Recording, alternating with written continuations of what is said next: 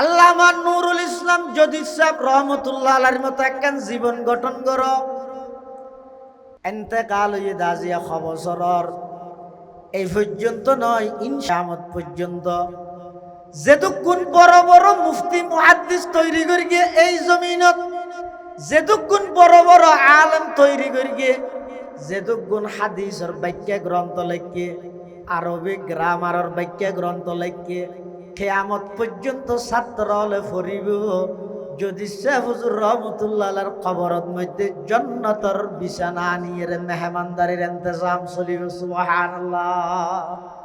এলে কেন জীবন গঠন করি তারা না নাম্মান লইরে রহমতুল্লাহ আলাইহি কই ইয়ে যে মানুষের কুলাবিত লাগি গিয়ন গই অনে যে দল এই দলের গুণে ব্যানার দিয়ে অন্য দলের গুণে কি হবে দে পুরো ইয়েটাকে বাদ দে বসালা জ্বালাই কিত্তল্লে জীবনী।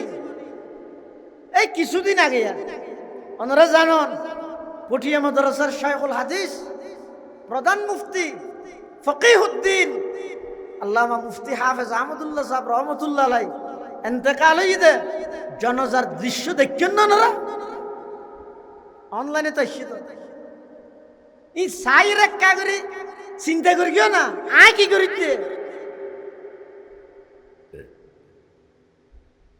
জীবের জানাজার মধ্যে সাধারণ মানুষ ন 100 মধ্যে প্রায় 95 জন এক এক মাদ্রাসার মুহাদ্দিস শাইখুল হাদিস মুফতি ইবার ছাত্র হিসেবে জানাজাত অংশগ্রহণ করি কিন্তু দোয়া করি বললেন সুবহানাল্লাহ। এই লেখকেন জীবন সফল জীবন নয়।